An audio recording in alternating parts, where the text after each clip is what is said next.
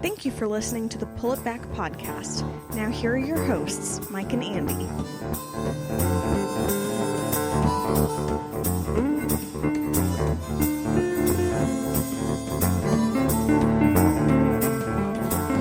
Plugged. Pissed as a fart. That's my favorite. Thunked. Thunked? I've never heard that one. Me neither. All right. Well, welcome to the Pull It Back podcast. That's ridiculous.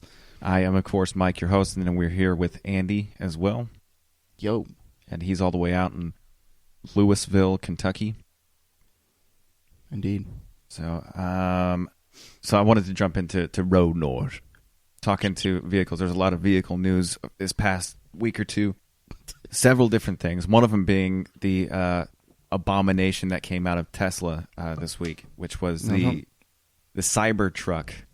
Don't try to start talking shit about it now because you were like, I like it. I mean, I kind of do it in a way that's ambitious. How ambitious? There's like a 3-year-old drew that. Well, I'm saying it's ambitious. Like they went balls to the walls and put it out there, and they were just like, yeah, let's try it. See, I think everybody is so on Elon's tip that anything he could bring out, he'd be like, this is the next generation nail. And you'd be like, it's an all-electric nail. You pound it into the wall, and it's electrified. Oh, my God. It has a micro battery in it and stuff. See, I know Elon does some pretty cool shit. Like, he's a super smart guy. Mm-hmm. But some of the shit that he does, I'm like, is it really that fucking fantastic? Like, I mean, I don't know. He's a lot smarter than I am. That's for sure. And he's a lot richer than you, too. Well, that he is. But that's why we're doing a podcast and he's actually making stuff. That's a fair point. Now, my day is ruined. Sorry. But, no, I know he's ambitious and he likes new shit. That's why I'm so disappointed in what the fuck this thing is. I know. It looks, and like I was telling you earlier, it looks like a DeLorean. It does not look like a DeLorean. It does. It looks stainless like steel. It's all squared and boxy.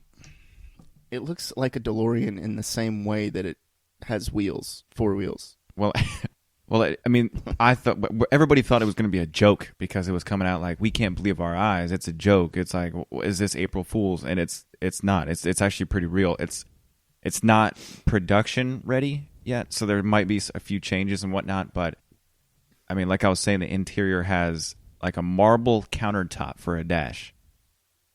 Not real marble. It's just carved that way. Like why though? Well, it's minimalist, bruh. Get woke. And it has a butterfly steering wheel like the ones they have in Formula 1. Right. So it's not round. It's just like this little rectangle. See, I never saw the interior of this stupid fucking thing. Well, I mean, it's got 6 seats. Like, I just felt like I didn't need to see the interior because what the outside looked like. I was like, okay, I've already wasted enough time trying to figure out what even this is. Yeah, it's like there's no door handles, there's no tailgate handle, no nothing. It looks, man, it just looks so stupid. It does. Like, it's got a lot of room inside though. It looks like, something out of an 80s movie like Blade Runner or something. I don't know if that's I guess that's kind of the look he was going for, like super futuristic. But we're past the date that I think Blade Runner took place in. Yeah. Or like right there next to it. Well, they had the demo out there because it's all the body panels are made of stainless steel, right? So he went out there and hit the side of the panels with a sledgehammer and it didn't dent it or anything, which was, pretty cool. And then they were like, we also have like bulletproof glass. So they had a piece of it and they dropped this big metal ball on it from like pretty high up, and it didn't crack, didn't break, no nothing. And then they had a bit of a failure when they had one of the guys come out there and throw gently this little metal ball at the window that are on the truck, and it broke and shattered. And then he tried it again on the back one, and it also shattered. So that was like, oh shit, that wasn't supposed to happen. Wow. It was supposed to bounce right off and be like, look how strong the glass is, but it broke on both of them. So was that what those big like cracks in the windows were? Yeah, that was a. I saw the pictures and he was like, yeah, it was a demo failure on that end. Whoops. So But like I said, man, they went and test drove it. They were driving it around. It has either all-wheel drive tri-motor, so it has 3 motors, or it has a rear-wheel drive, I believe, single motor, and it can tow like 15,000 pounds. No, it can't. That's the theoretical thing. Well, it's got so much freaking torque, man, because of all those engines. Well, in theory, we could have Spider-Man web shooters in the next 10 years. Yep. In theory. In theory. You could say, as long as you throw "in theory" behind it, you could say anything you want. iPhones are going to project images into your head within the next 10 years, in theory. But I mean, well, still, the part of it is like the performance of it is going to be very good. That's why all the other big manufacturers are coming out with electric vehicles. GM, Ford, they're all making all electric trucks. The Mach-E, the Mustang Mach-E. Yeah, we're going to get to that in a minute. I already got that in here. But the CyberTruck, one, it was hideous. I'm sorry. It's really ugly.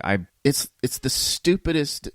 I sent you a meme the other day yeah. when you were like, "This is the new CyberTruck," and I was like, "No, yes, there's no way that this is coming out of Tesla." And that's what everybody thought. And one of the memes was the old Top Gear, like it looked like the Scion XB. Oh yeah, the box. With like wooden doors. Yeah, and The metal panels and shit. Eagle Eye thrust or whatever. Jeff, I think they called it. Yeah. I was like, that car design is better than Elon's Cybertruck. Yeah, I mean, I'd rather drive in the Cybertruck, to be honest. But I mean, well, it's probably a little more comfortable, but it's got more room, and it also has the semi-autopilot, and it also has 0 to 60 time in under 3 seconds. Well, dude, the autonomous vehicles are on under some real scrutiny, like after the whole Google debauchery where they hit that biker. Oh, that was Uber. Oh, Uber. Sorry. Yeah. They were. Apparently, the lady was looking down and streaming an episode of The Voice. Oh. And smashed into her. She's like, you see, I was under the impression that she was like looking down or like not paying attention, and there was. Well, here's the thing, man. It's an autonomous vehicle. You're testing something that's supposed to drive itself, right? Yes. Now, I can see that this safety driver probably should have been paying attention, but it's a fucking autonomous vehicle. Yeah, and as far as I'm concerned, Uber is to blame because their technology just wasn't there. Well, they should have been testing this shit on public roads. Yes, and I saw that too, and I thought it was a bit. I mean, because I saw a story. It was like The Verge. The world's first robot car death was the result of human error, and it can happen again. Yeah, and I was thinking, I was like, that's a bit ridiculous, because I can also see how clickbaity the article is without mentioning that the pedestrian was killed from walking in the street in front of a vehicle. He was walking with his bike. Right. And then, so it's like not at a pedestrian crosswalk. Yeah, it was like in the middle of the street at night in dark clothing. I mean, it's not. I'm not 100% blaming him, but he is to blame a little bit. Well, I mean, you could make that argument. I think that, a pedestrian has just as much responsibility to look out for cars as cars have to look out for pedestrians. Yes. I mean, the pedestrian always has the right of way, of course, and rightfully so, I guess, because they're way, way, way, way, way more vulnerable. Yeah. So, I mean, honestly, the most blame lies with Uber. And yeah. They just miscalculate because it's that time-honored fucking tradition of the CEO demanding results. They don't have enough time from the CEO because of money constraints. They're a multi-billion-dollar corporation. Of course. Money constraints. So the team delivers, but having done so, they had to cut a shitload of corners to appease the fucking, CEO. Yeah. And their leadership because they're getting their asses chewed for not delivering. It's like, how about you give these fucking dudes, if you want something as ambitious as an autonomous vehicle, give these fucking smart people that you have working for you plenty of time and money to develop the product that you want. Well, that's capitalism. You got to be first to market to own it. I get it. But Apple wasn't first to market. They just made something better, fucking incredibly good. Yeah. Until now, well, recently. They were the first to market with like a massive touchscreen that made everything kind of easy. Well, they were the first to market with, the best smartphone in the world. Yeah. At the time. The thinnest, lightest, all that. I'm not trying to, exclaim hyperbole here. It was the best phone in the world. It was. It definitely was. Everybody and their fucking granddad had an iPhone. Mm-hmm. Back in was like, what, 2000? They came out in 2007. 2008 and 9 is when the 3GS came out, and that's when everybody started buying them. Yeah, because I remember I was, getting my ass handed to me while I was in basic training, and my drill sergeant pulled out an iPhone. I was like, it's magical. He's like, that's right, assholes. It's an iPhone. And he passed it around. We were like, this motherfucker's got all the money. Yeah. He was trying to show off so he could be like, this is what you could have in the military, boys. Well, dude, this drill sergeant, he was so fucking cool, man. He was like, honestly, he was a badass dude. He was like a special forces operator and shit like that. Mm-hmm. And he was so ostentatious. Like, he drove around in like a souped up Corvette. That was his daily driver, was a souped up Corvette, just lopey idle, and just hear it from miles away. And his little Sunday driver was a Ferrari 360 Modena. Wow. And he was in the Army as a drill instructor. Yeah, he also had a Mustang too. Oh yeah, my well, God. he was a single dude. Oh. He had nothing but money. Yeah. Because he was an operator. So like, he was a single dude. So he did whatever the fuck he wanted. You know what I mean? Yeah, he was just like, I'm just going to spend it the way I want to spend it, and that's it. Yeah. Yeah. So well, getting off topic, man, because I want to go back to that Uber thing. So the problem I had with it that people are calling for Mrs. Vasquez is her name. They're calling for her arrest, which is way outside of what's right. I mean, that's the whole problem I have with this fucking thing. Yeah, like put yourself in her shoes for a minute. Like, you're driving an autonomous vehicle, you're the backup driver to a robot driving vehicle, and after a few miles without incident, you watch this car take turns and change lanes and stop at lights and drive safely for a long time, for days, right. And then your comfort level increases with trusting the system every mile that you drive, and all of a sudden you look away for a moment, and in the darkness of night, someone walks in front of the vehicle and gets hit. Right. I mean, there was I guess there was explicit direction given to her. I don't know. Most people are going to fucking bend the rules a little bit. Yeah. Like, she may have been keeping her eye on the road, but of course, at that one unfortunate time, that person just stepped off outside of a crosswalk. Mm-hmm. I've done it a million times. I'm like, I'm not waiting for this fucking crosswalk. I just run. Yeah. People do that. Yes, she should have been paying probably more attention. But like you said, this lady was lulled into a false sense of security by this autonomous vehicle. So, truth be told, you could equate it to being on like a train. Yeah. Like, what are you doing on train? You're not going to sit there and watch the fucking road for the conductor. You know what I mean? Yeah. You're going to sit there and fucking play on your phone. And most trains are now autonomous, so... Well, I didn't know that, but... Well, I know there's train conductors. They still run it, like subways and stuff like that. A lot of that shit is all... Well, that's what I'm saying. Like, a train is on rails, right? And trains still get into accidents. And, like, they smash cars. Hit shit. Are you going to blame the fucking conductor? Like, you should have been watching the road. Like, what? It's like, you could change direction a lot faster than the train can, so... Well, I mean, what happened was terrible. Somebody died. It was horrible. It was really bad. So, honestly... If it was me, if everything was perfect in this country, I would just blame Uber. Like, you need to pay this family who got killed. Mm-hmm. You need to pay them a lot because your stupid fucking autonomous vehicle that you were developing and you cut a shitload of corners to develop with the technology that should have been there wasn't. This is your fault. Mm-hmm. This is the company's fault. This isn't this person who was the safety driver's fault. Yeah. Well, I mean, you could lay some blame. She probably needs to be terminated. All three people have blame. Uber, right? Sure. Ms. Vasquez, the safety driver, and the person that was walking in the street. Sure, absolutely. But I'm going to say, most of the blame lies with Uber. Yeah, I would say that too.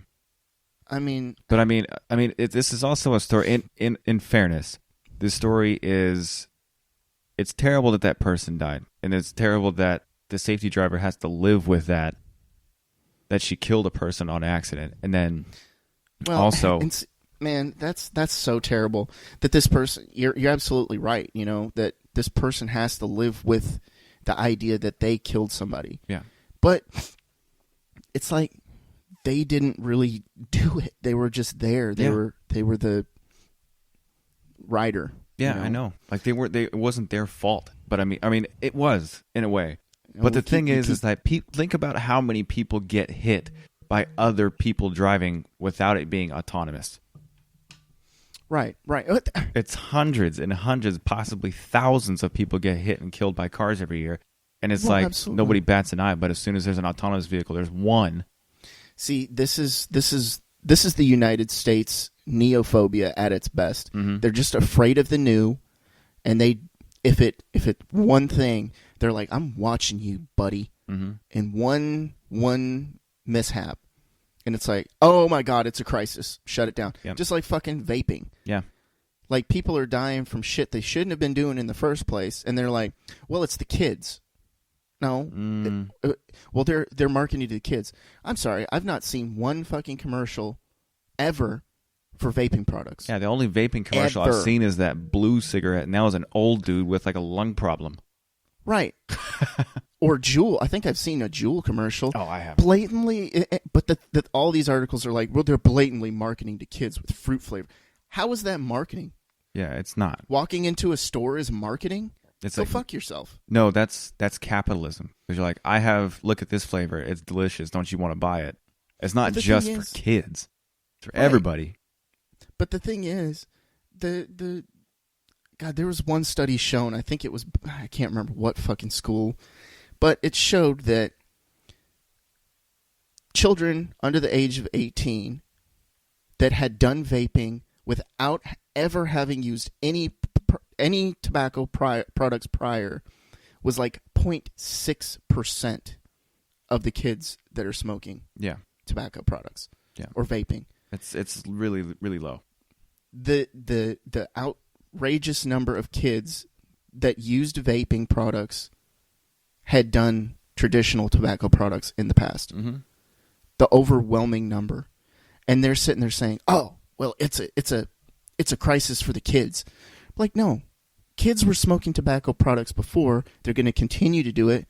People are going to buy it for them. They're going to be stupid and buy cigarettes for kids. Which is illegal to do that. So we have something in place to thwart that, but it doesn't. But the thing, exactly. Teenagers have been drinking and smoking since the beginning of time. Rebellious. Well, since, drinking and smoking was a thing. Yeah.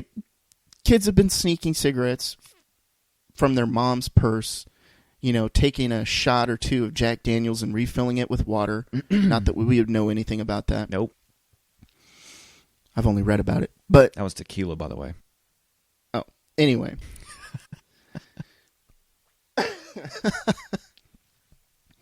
But I'm saying these things like this that people overreact to, it's like, yes, it's bad. Somebody died.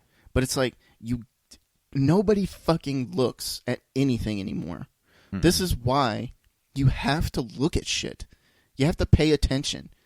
It's like, don't just become this narrow-minded fucking sheep of a person who's just like, I'm going to read the headline. Oh, this autonomous car killed this person? Those motherfuckers. I hope that lady goes to jail forever. Well, that's one of my things I was talking about a few days ago with some friends. I was like, it's so easy to become narrow-minded in this world today because you can surround yourself in whatever thing you like. Like we were talking about flat earthers. You know what I mean? It's so easy to go down a rabbit hole about flat earth theory. People like you that also think the earth is flat. People that there's pictures, there's videos, there's news articles and stuff proving that it's flat and blah, blah, blah. Oh, yeah. There's so convincing easy evidence to surround yourself in bullshit like that. And then you just get lost in it. And then you're like, oh, that's fact now. Because I've seen so much on it. You know what I mean? Exactly. And it's like, boy, what Megan's boyfriend, Megan's boyfriend, Shelby, and I were talking about the lack of critical thinking skills that are being taught in school now. because he went and got a 4-year degree at an actual college, and he was in his English class, and one of the professors was like, the door was red. It's expressing his anger and this, that, and the other. And Shelby was like, what if he's just saying it's red? Yeah. And she was like, no, it's alluding to this, that, and the other. And it, like, how English class was always they like, always got to break it down. It's always alluding or foreshadowing or blah, blah, blah. And he was like, he went actually did research, and it was like the author in this particular instance, he just meant that the door was red. Yeah. And he brought this information back to his professor, and she was like, no, you just don't understand. It's like, no, it just doesn't fit your opinion. Yeah. So then it's wrong. I was like, what? He's like, yeah, exactly. And it's exactly what I said. I was like, so because it didn't fit their breakdown of something, you're wrong? Yeah. Even though you brought them a factual claim to this thing? Like, yeah. And that's what's most depressing about all of that, man, is that, like, if it doesn't, especially the person that's in charge, if they don't understand it, or if their opinion is extremely narrow-minded, now they're forcing it down other people's throats. Right. Well, the teacher's excuse was, it was too nuanced for him to understand. Really? Like, that's what the professor said. That sounds a little bit prickish. That's basically just calling you stupid. Yeah. It's like, you're stupid. You just don't understand it. But the thing is, he brought him evidence that in this case the author said what he meant. And it's like, well, I think it's just, no. How about a professor, a college professor? How about you try to inspire critical thinking? Because this student went out of his way and said, look, I did some research, and this says this. I don't know, maybe I would have been like, man, that's pretty cool critical thinking skills. You really thought about this. Mm-hmm. And you went out and found out that maybe it wasn't as nuanced as we thought. Maybe in this particular instance, the author said what he meant. Yeah. And it's like, I think the people who like review books and shit like that, we're getting into a really weird tangent here. It's all right. But it's like, they're like, oh my God, he's so deep and profound, and they use a lot of big words. And I'm like, what if the author's just a pretentious asshole because he's an artist, and it's just filler to make you think that he's really profound? It's like, yeah. I mean, it's easy to look deep into words, and the way things are written, but it's like, not all the time does an author have that much time and intellect to actually do something like that. But I'm like, I just recently read some like H.P. Lovecraft. Like a lot of people talked about how great of an author he is, and his book was cool. Mm-hmm. It was extremely creepy and like thought provoking. Like, but some of the words that he used as descriptors, I was like, you didn't really need all that. No, you could have just said it was fucking scary, and it would have had the same impact. You know what I mean? Yeah. Like, he says things like 100 different ways and uses huge words, and I'm like, man, it didn't. Maybe it is too nuanced for my dumb brain to understand, but I'm like, I think I'm a pretty good reader. This didn't bring anything, saying all these different huge words, $10 words. It didn't draw me into the story any more than if he had used, a dollar word. Yeah. If that makes any sense. No, it but does. I still enjoyed it, but it was just occasionally they have to throw those big words in to kind of keep your attention, to keep you thinking. You know what I mean? Right. And I'm like, man, I could have kind of done without the big, giant fucking words. Maybe that sounds really stupid. I sound like an idiot. But even Chelsea, like my wife, she was like reading it with me or listening to it with me, and she's like, man, some of the words in there are a little bit too complicated. Because I had to stop and like look up some of them. I'm like, yeah, really? That's what that meant? Like, are you reading real books, or are you reading it online? Oh, I'm doing Audible. So I'm reading. I'm reading with my ears. Reading. I got you. It's the same thing. Yeah, it's the same exact thing, man. Honestly, man, I feel like listening to a book, I retain more of the information. Yeah. Like, because if I'm actually physically reading a book, like I'll get fucked up and have to reread a page or reread a phrase like 17 times because I'm like, this doesn't make any fucking sense. Yeah, and then I'll have to go read it again. I'm like, until it makes sense. But with like Audible and shit, it's like it just reads it for you. And like, dude, when I was reading the H.P. Lovecraft, some of the narrators were so fucking creepy. I was like, this is perfect. Yeah. Like, they had super deep voices, and they would be like, Anyway. All right, well, to tie up road noise, because we were talking about cars there. And books. And books, and the government, and conspiracies, and whatever. I did this. I wanted to talk lastly about the Mustang Mach-E. It's growing on me. Is it really? It is. It looks good. It does look good, but I hate to admit it, but it looks good. If they just took the Mustang badge off the front and put a Ford badge, it would have been fine. You know, honestly though, I think to your point, because you were trying to make a point. You made a good point the other day and be like, no, dude, you know, Mustang sells well. They need something different to, you know, kind of get that extra, like, get them talking about it. Yeah. That extra draw. Yeah, absolutely. Get people talking about it. Have you seen the new Mustang? Mustang? That's an SUV. Yeah. Yeah, it's all electric and it's fucking faster than a GT. Yeah. Like, it'll blow the doors off any Mustang. It'll blow the doors off probably the GT500. I don't know about that one. At least acceleration, maybe. Off the line. But, yeah, I mean, not in the top end. No, but, of course, you don't get that sexy V8 rumble. That's right. But I mean, the thing, my point of it is that the Mustang has always had to, because it's been around since the 60s, man, it's had to adapt. Right. So, but it's just like the Ford, man. The F-150 has had to adapt and whatnot to become this like semi-luxury vehicle.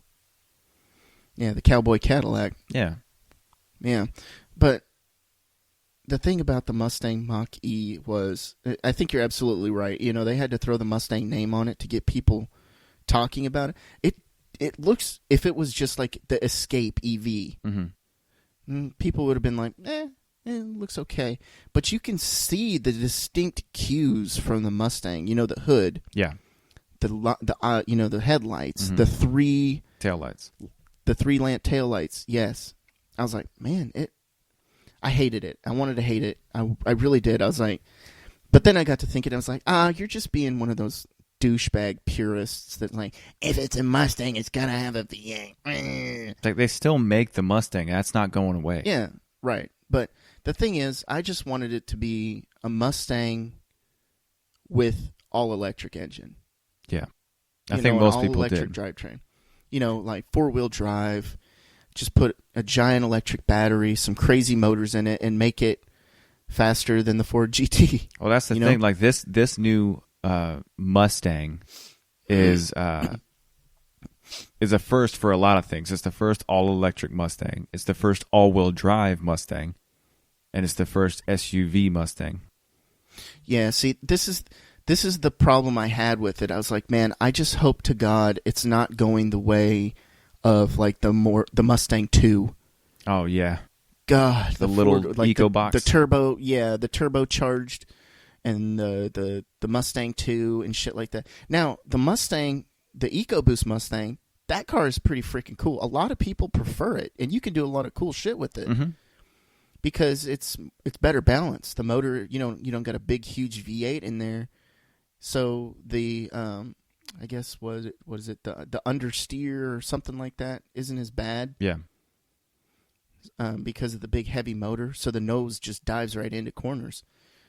So a lot of people prefer it for, actual driving versus the V8, which I don't understand, but I think Ford did a pretty good job with not making the mistake of making it the next Mustang 2. I think it looks pretty.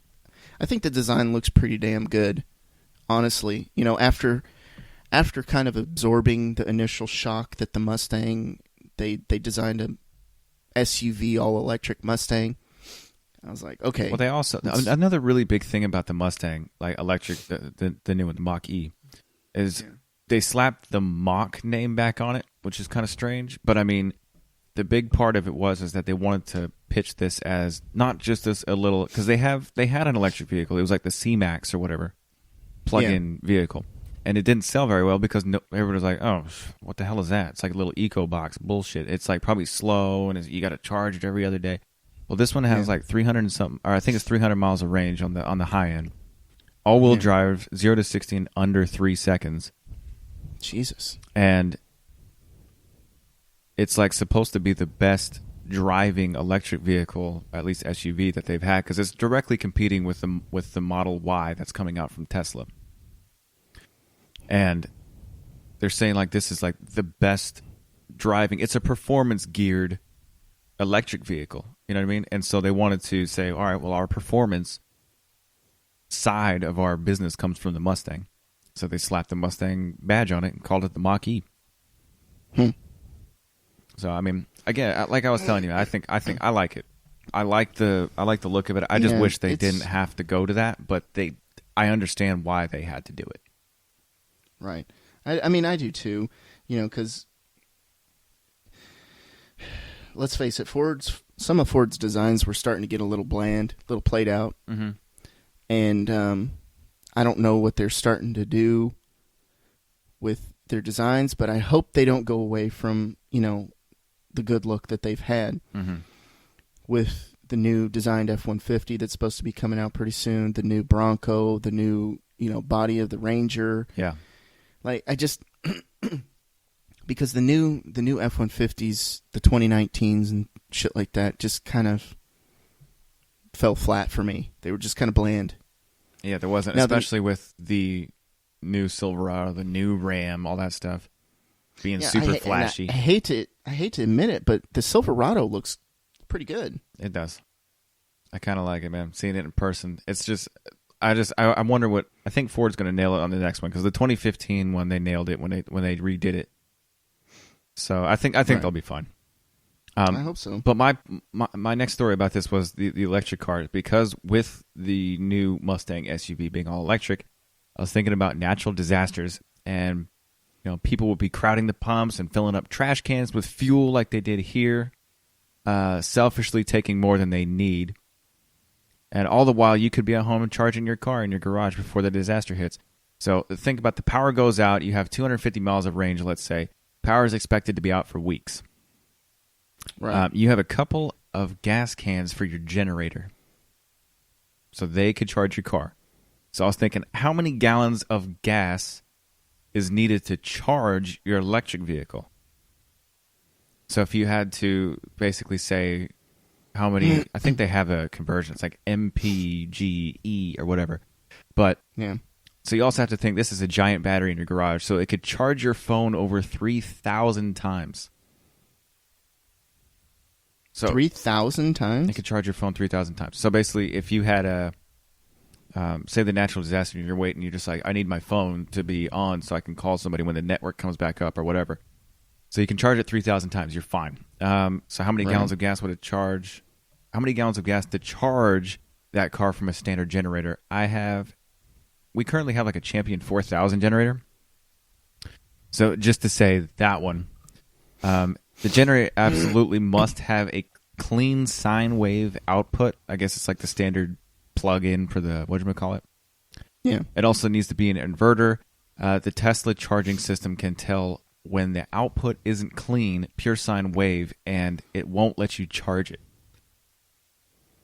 So if you have a surge or anything, it could end up causing damage or whatever. But for the sake of argument, let's say we have all that stuff. It would take roughly 24 hours to fully charge a battery with a 4,000-watt generator, which would use about 3.8 gallons per 12 hours. That's 7.6 gallons to go over 300 miles on a charge. So that equates to about 40 miles per gallon. So you're thinking a regular SUV, gas SUV, would be between 15 and maybe 25 at the most miles per gallon. So and there's a little side note just to say, if you guys are ever thinking about buying generators to charge your electric vehicle, nerds, it's actually more efficient to run 2 small generators than it is 1 big one.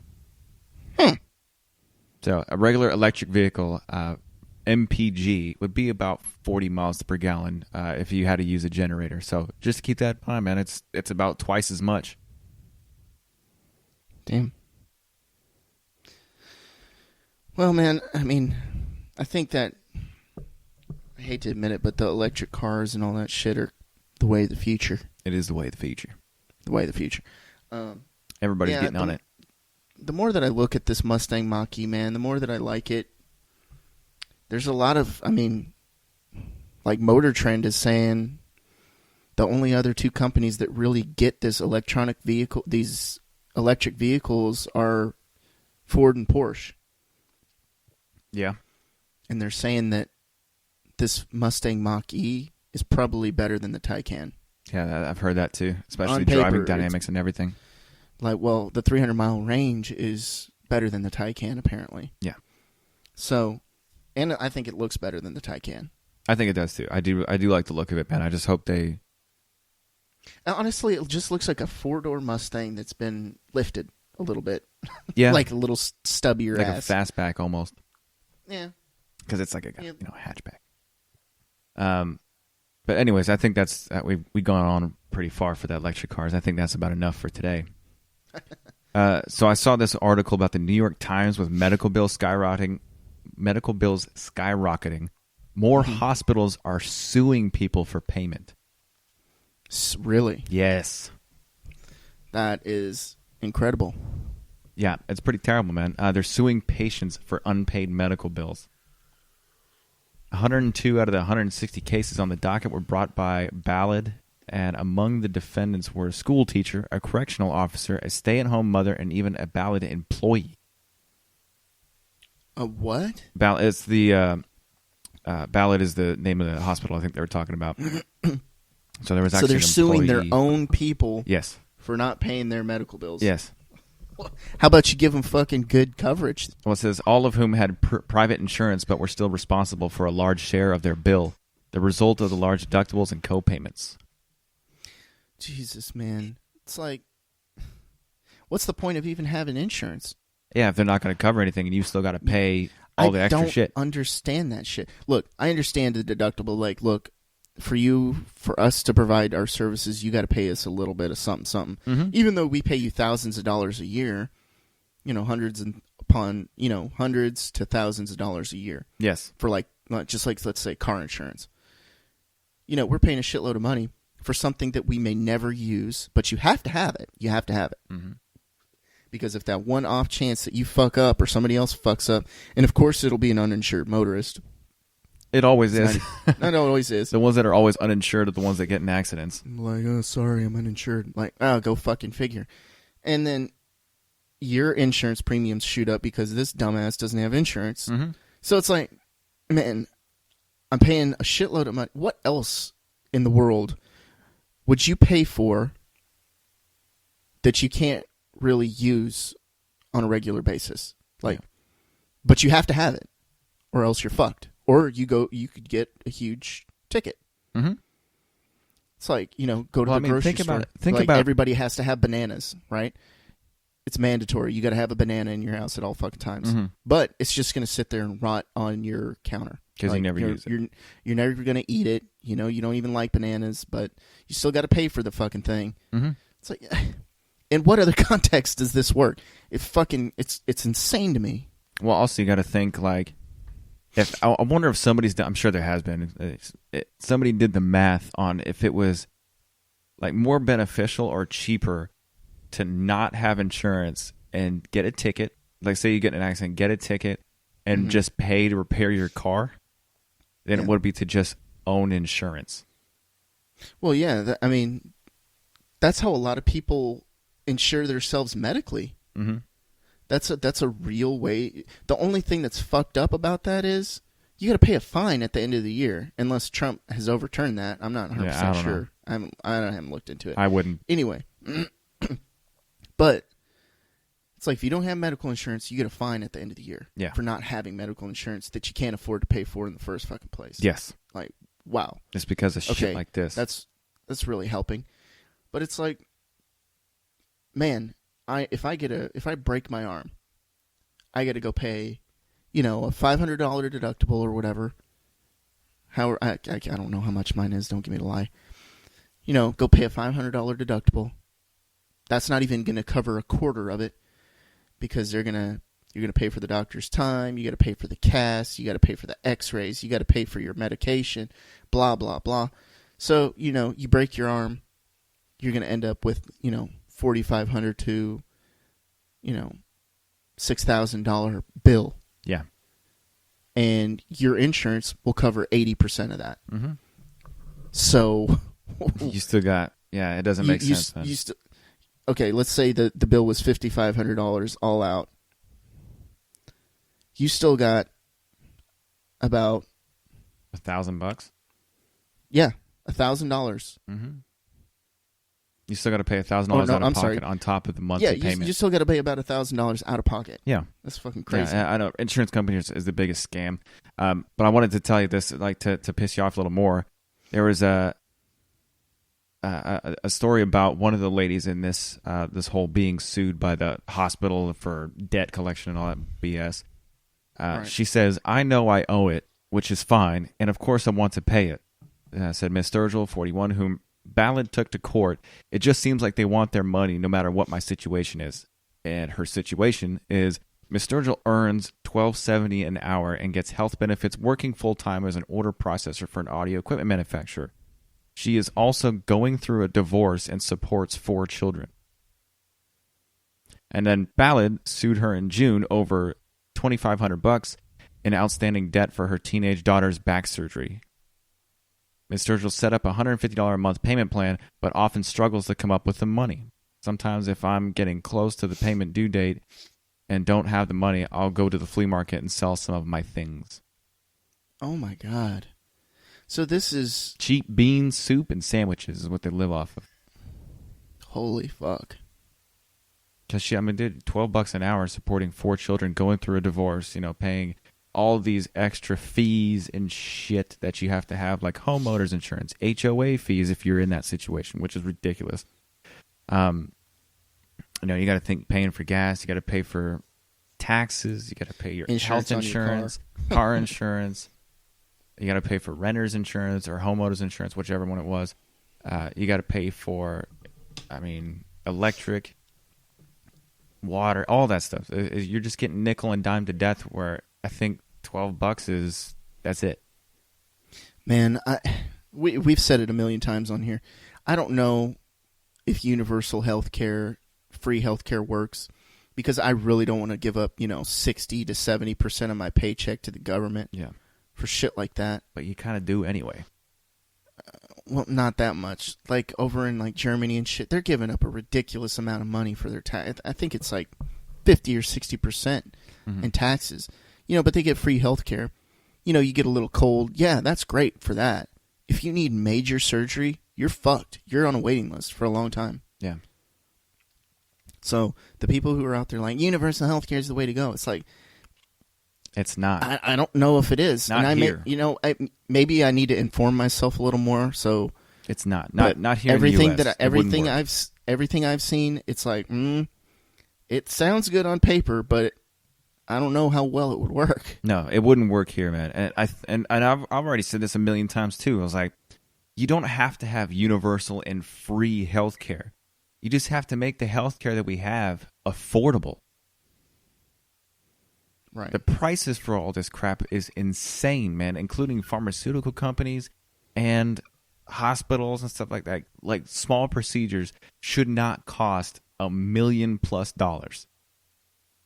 Jesus, man. If it was affordable, you'd be fine. There wouldn't be as many problems as there is, but they charge as much as they can possibly get away with. Jesus, man. So Germans pay 45% of their 45%. Well, everybody compares it to Sweden. Sweden has this. Sweden has that. So yeah, but they also pay 72% tax. Right. And then Europeans are like, "Why can't Americans understand that this?" Man, nobody wants to give up their paycheck, man. We work hard for our money. Some of us do. Work hard for our money. We don't live off the government. I don't want to live off the government because they always say they know what's best and they just don't. Well, and that's a problem, too, because the government is such a fucking society. It created this society of debt. Mm-hmm. You have to be in debt. They enjoy their people being in debt. Now, I wonder I don't know because maybe I should look it up. I wonder what the debt to income ratio is average in Europe. Like if it's sustainable. Debt to Like income? because debt to income here is like astronomical. It's terrible. I know. It's fucking terrible. Everybody is in debt to something or someone. You gonna try to look it up? Yeah, I'm looking it up. All right, get some actual facts in here. Yeah, in the U.S. Yeah, hit you with some fat fucking bombs. Yeah, well, I'll give some elevator music while you look that up.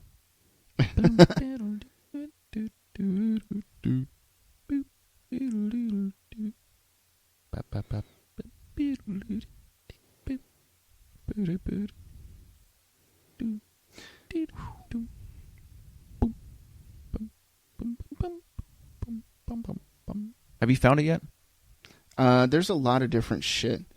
All right. Well, so what we're saying is that it's a lot, right? So, lenders typically say ideal front end ratio should be no more than 28% debt. Well, to yeah, income. they say that, but like, what's the facts?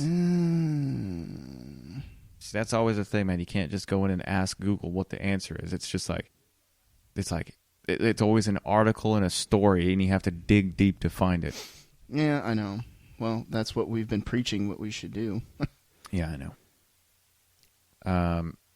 Let me see if I can find it. Average debt to income ratio in the U.S. Use our simple calculator. See, and they're trying to sell you shit. Well, American household debt hit a record $13.21 trillion in 2018. Here you go. The average debt to income of 91% shows it would take nearly a full year's income to pay off household debt for many Americans. So whatever your yearly income is, usually means how much debt you're in. Right. Age 3. So, anyways. Wow. That's insane. Miles... I can't find a real actual answer. Well, don't worry about it, man. What it is that it's ridiculous. Healthcare is out of control. We need to change it, but it just seems like there's nothing going to be done to it. Especially if we vote in somebody that is like, what's his name? What? The guy that wears the blue tie, Joe Biden. I don't think that wears the blue tie. Yeah, the guy that wears the blue tie and he's got the gray hair and he's like all touchy-feely and shit. Actually, speaking of that, I saw this thing because remember where I was kind of joking before about the yoga thing. How yoga was like causing cancer. What? Remember I asked you yoga causes cancer, but it's false. But yoga is finally facing consent and unwanted touch. Yeah. What? So they're actually cracking down on yoga because there's a lot of unwanted touches, I guess, like from yoga instructors and whatnot. Well, no shit. Everybody's wearing these tight yoga pants, and their asses are looking perfect. Wow, motherfuckers, creepers are gonna touch butts and stuff. I'm like, not. You want that stretch to be a little deeper here. Here, bend like and this. And he's like, yeah, some fucking sick prick is rubbing his dong against somebody's, pussy mound. Oh god. Well, I mean, like, man, I'm not saying they're right for doing it, and they need to fucking control themselves because they're in a gross, quote unquote professional environment. But man, I know, man. But still, I mean, you got to think. With you're signing up for it, you know what you're getting yourself into. But I mean, I get it if it's like, hey, don't do that. It's like, oh, sorry. But honestly, man, if it's a woman's class, a dude has no fucking business leading a woman's yoga class. You sexist pig. You know damn well all that dude's in there is look like. You've seen the pornos. He's just in there fucking trying to catch a sneak peek at a fucking camel toe. Yeah, and they're doing some downward dog shit, and he's just like, deeper, Diane. That's right. He's just rubbing his belly button. Oh God, get in there. That's deep. Get in there. Feel that nice deep stretch. Deep Yeah. Yeah. I mean, I can't believe it took this long for yoga to get Me Too'd. Yeah, I guess they were just like, well, it's normal. My guy touches me all the time. Like, Diane, no. No. He's literally cupping your bean. You can't do that. Oh, I thought that was normal. Like, no, Diane. Of course it's Diane. Fucking Diane. Kathy. Jesus, Diane. Kathy always goes to yoga. If your name is Kathy, I guarantee either own a yoga studio or you go to yoga on a regular basis. Regular. You drive a fucking Range Rover. So anyways, good news. Trump has retreated from the flavor ban on e-cigarettes. I did see that. Yep, that's good. He finally just said, screw it. Well, he was getting some serious backlash because business owners were like, hey, asshole, you're going to put a lot of people out of business. Yeah. And that would have really fucked up with his whole model of make America great again, blah, blah, blah. He's like, ooh, hats off to him for realizing, hey, this is probably not a good idea to shut down hundreds and even thousands of small businesses. Yeah. Because this is not a good look. No, it's not. And a lot of people that like have that communal power, you know what I mean? Like you have that local shop, and you're just like, hey, they have a lot of like local voting power, honestly. Because I mean, if he's going in there like, oh, we're going to ban all these flavors, everybody that went to that shop is kind of be like, nah, I'm not voting for that fucking dude. Well, and you know, it's pretty crazy because I'm sure there was a lot of Republicans involved in that. And they're like, look, asshole, you're not going to take our shit away, even no matter how much your stupid wife says it's affecting the children. Yeah. Honestly, what's the lesser of two evils? Clearly it's vaping. Well, clearly it's just like, let us make our own damn decisions. Like, I don't get it. I don't get this idea. We got to police the people. We got to make sure they don't die. Mm-hmm. Like, listen, man. Who gives a shit? Let people decide. Like, and the people who get outraged about people dying and stuff, it's like, you know what? Right up into that last lung infection, I'm sure they were quite content. I bet. You know what I mean? Yeah. It's like they didn't give a shit. They were like, I'm going to continue to do these THC cartridges. They make me feel great. Mm-hmm. And if the government would just legalize that, we'd be fine. Yeah. Like, the FDA for just them being involved cracks me the fuck up because this example is so blatant of them just trying to be like, okay, we got to do something for these big, powerful companies to make sure that they're making the most money. We're getting a little bit of kickback, blah, blah, blah. Yep. And then the people were like, whoa, whoa, whoa. No, we're not doing that. See, I'm glad that this happened, you know, that people were so boisterous about making sure the government knew that what they were doing was fucking wrong. Yes. And they can't come and take our choices away, our freedom of choice. Mm-hmm. I just wish it was for, you know, much more serious topics. I know. Like healthcare. Like fucking healthcare. Yeah. If they're like, we are not going to continue paying this egregious amount of money for a fucking 3 stitches. We're not going to do that anymore. We're paying $1,800 for an x-ray. If you want fucking votes, you better do this shit. It's time we started holding the government hostage. You know what I mean? Yeah. It's like, look, motherfuckers, people are going to get hurt. No, till the end of time. You need to do something about this health care because the average American is only making what, $30,000 a year. Mm. That's not and you're charging almost $300 a month in health care. Yeah, 10% of your income is just going to fucking healthcare. Yeah, which you're like, I dare not go because I don't want my rates to go up, or I dare not go because I don't want to have to pay that additional, what is it called? Copay or copay, whatever. yeah. Like, I don't want to go in there and pay this ridiculous copay on top of what I'm paying monthly for insurance to cover any special accidents. I misspoke. What do you mean? 3,000 would have been 10% of 30,000. Oh, so per month? Fucking stupid. So that's like 0.1% of your income going to for $30,000 a year, $300 a month. $300 a month. Oh, so shit, what's 300 times 12? 300 times 12 is 3,600. So yeah, it'd be a little over 10%. Yeah, that's over 10%. Yeah, I didn't extrapolate. See, I just need to shut up about math. But yeah, it's a little more than 10% of your income a year going to just healthcare. Yeah, it's about 12% of your income going into only healthcare, and that's if you use it. Yeah, and then if you use it, you're going to use a lot more money. Well, you have to use it, or you just get fined. Right. Luckily they took that away. When Trump got in office, he removed the individual mandate, which was the biggest problem with the healthcare.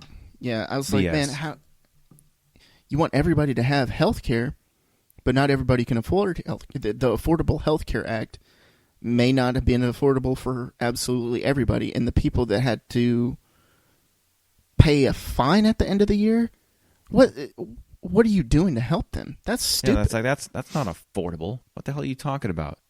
You can't say something's affordable by charging them money for it.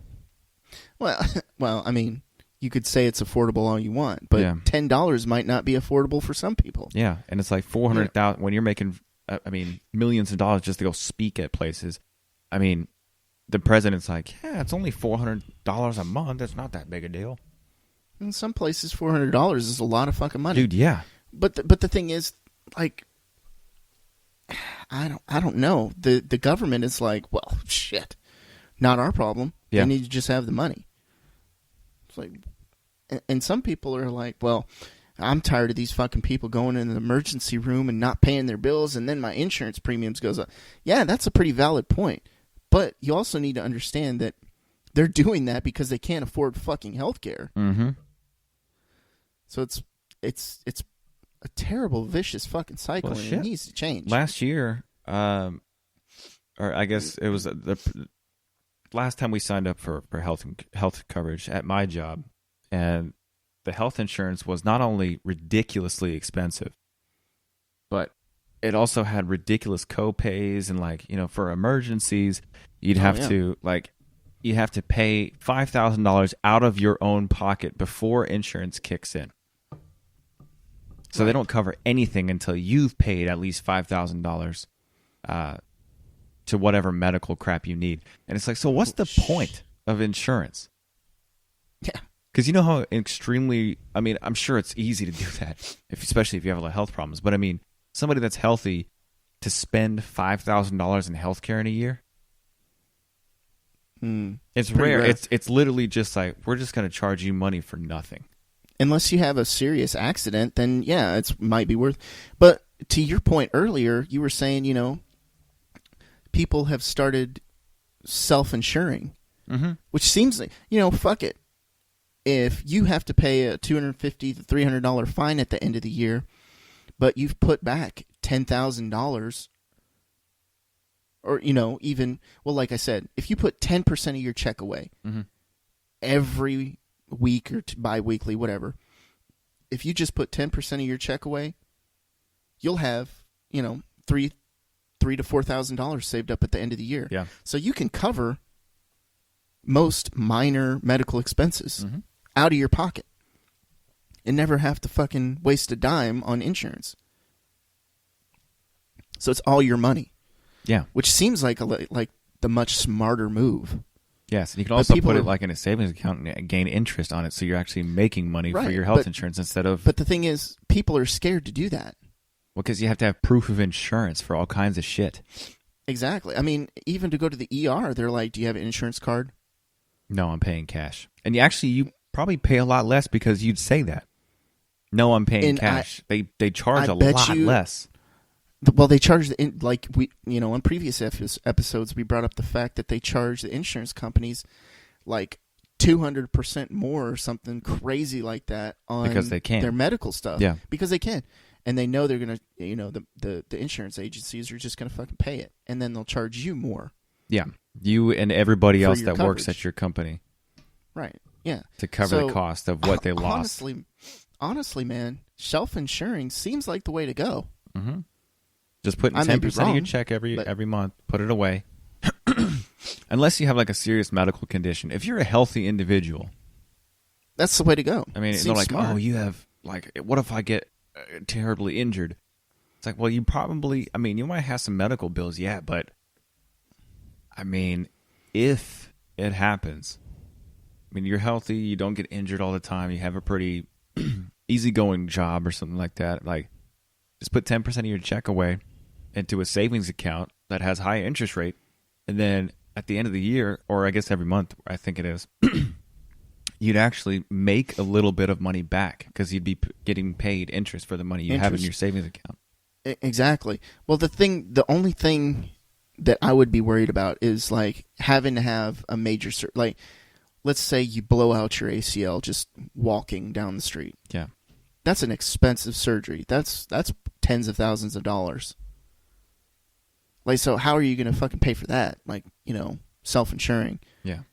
That's the only problem. Well, I mean, think if you started doing this today, in plan. 3 to 4 years from now, that happens. You'd have enough money, and then you could also, set up a payment plan, or you could even wait until like you can settle. I know it probably wouldn't be great for your credit, but you can settle and pay a lot less. And if you're like, I'm paying cash for it, you could probably work a deal. I mean, you have more financial power if you are paying cash money. They know they're getting paid. Yeah, you're getting paid. They don't have to jump through all the rigmarole and jump through all these hoops from getting the insurance company to pay them. Yeah, I don't know, man. I've heard, from people like, well, my stepdad, he's extremely financially savvy. Mm-hmm. Shout out to Fred. This dude is extremely savvy, and he's the one that actually kind of brought that to my attention. He's like, self-insuring is pretty financially smart if you think about it. Barring a major medical emergency, like, you break your arm or something like, even that, you'd have some money saved up at the very least to say, okay, I'm going to cover initial fees and charges and blah, blah, blah. Yeah. You might be broke for a little bit, but they're not going to come after your fucking thumbs. Yeah. And they're not going to be like, oh, actually, the insurance company didn't pay for this. And you're like, what the fuck? Yeah. So I don't know. I don't know. It seems more beneficial to do it that way because, like you said, you're making money. Yeah, you're actually making your money work for you a little bit.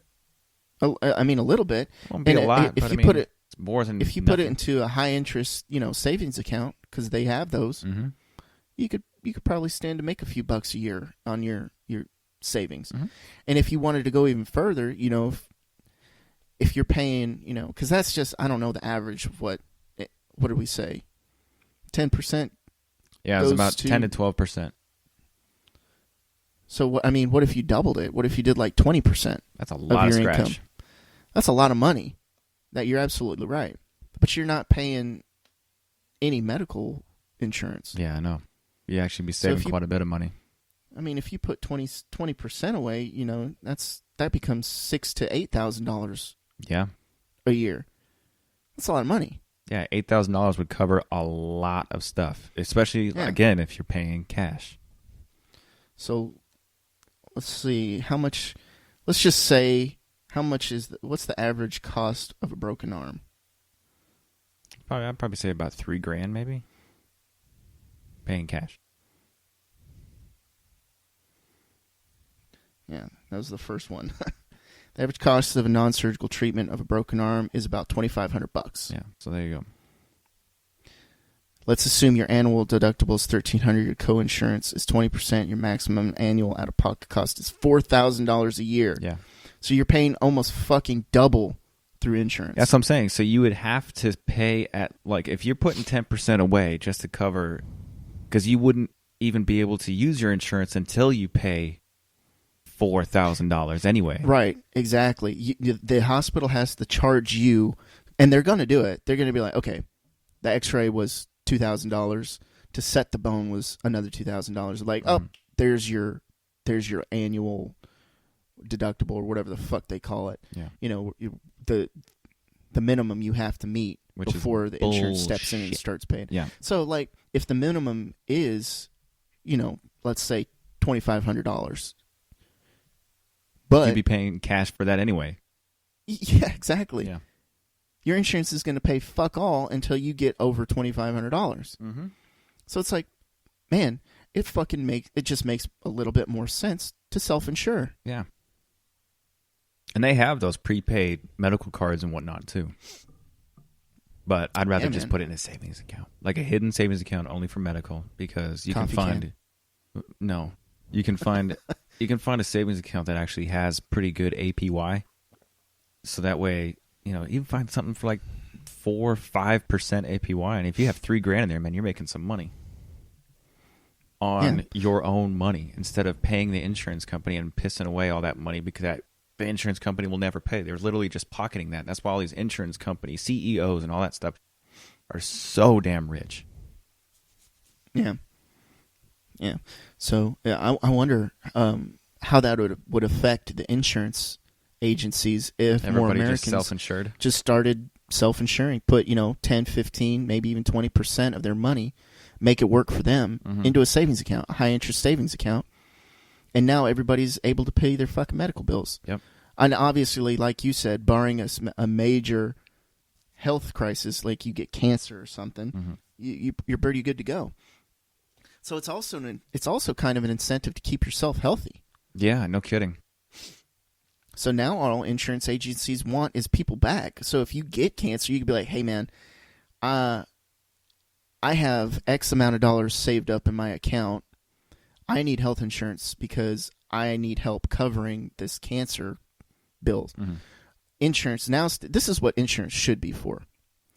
They say, hey, I have cancer. You're like, okay, you're going to give us, I don't know, $6,000. And we're going to cover the rest. Why can't the government have medical assistance like that instead of forcing you to get insurance and then skyrocketing prices of hospitals and pharmaceuticals? Why can't they just be like, well, we're putting a limit on how much you can charge for pharmaceuticals, a limit on how much you can charge for certain operations and whatnot in hospitals and doctors' offices, and then the pharmaceutical companies wouldn't give as much government money. They wouldn't give them as much money as they could because now there's limits. Now they're going to lobby and say, hey, we need more money. Yeah, of course. We want to make more money. You're just like, no. And then the government just goes, well, if you're having a hard time paying for these bills, we have this, government-assisted medical potluck kind of thing, that you could have instead of forcing everybody to have all this BS insurance. Right. That would, I don't know. Maybe that's the way to go. Maybe we need to run. Maybe we should. I doubt it. We're too fucking stupid. But I don't know. No, we're ambitious. To somebody simple like me, it seems like that'd be the way to go. Like, hey, the only reason I need insurance is if I have a fucking major medical crisis. Yeah. I have this much money set away. How much do you need for you to cover the rest of my insurance bills? Yeah.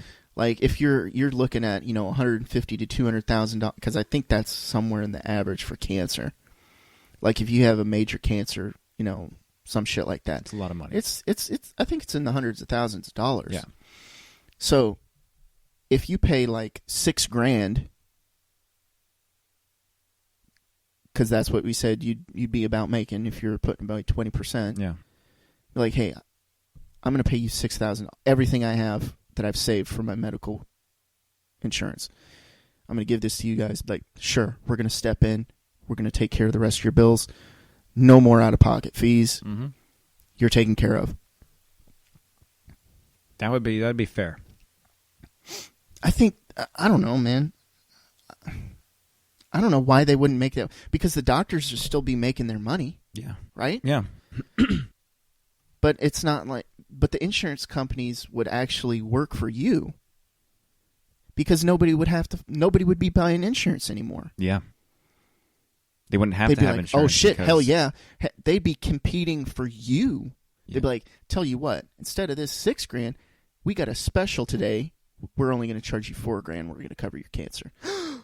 Motherfucker. Oh, and then the insurance company can go to the government to ask for them for that money. Right. I don't know. Maybe.